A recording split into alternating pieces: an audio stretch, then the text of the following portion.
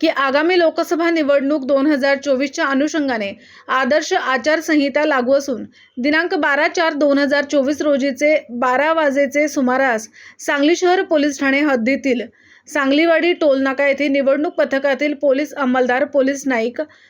1980 निशांत मागाडे व police constable 2571 Sandeep Nagargoje हे निवडणूक पथकाचे प्रमुख निखिल सर्जेराव म्हांगोर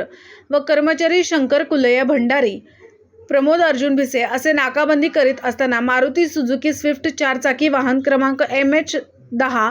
CA 8630 मधून इसम नामे देवेंद्र बाबूलाल माळी वय वर्ष 20 राहणार शिराळकर कॉलनी आष्टा तालुका वाळवा जिल्हा सांगली हे विनापरवाना चांदीचे दागिन्यांची वाहतूक करीत असताना मिळून आलेने सांगली शहर पोलीस ठाण्याकडील पोलीस उपनिरीक्षक विक्रांत चव्हाण व पोलीस स्टाफने त्या ठिकाणी जाऊन मिळून आलेल्या वाहनाची 2 पंचासमक्ष झडती घेऊन आचारसंहिता कालावधीमध्ये विनापरवाना वाहतूक होत असलेले 25,92,114 रुपये किमतीचे 41 किलो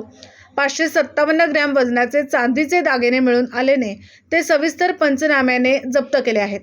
वरील प्रमाणे मिळून आलेल्या दागिन्यांबाबत माननीय भारत निवडणूक आयोगाने सांगली जिल्ह्यामध्ये स्थापन केलेल्या विशेषाधिकार समितीकडे तसेच माननीय आयकर अधिकारी व सेवा व वस्तुकर अधिकारी सांगली यांचे कार्यालयात अहवाल सादर करून पुढील कारवाई करण्याची तजवीज ठेवली।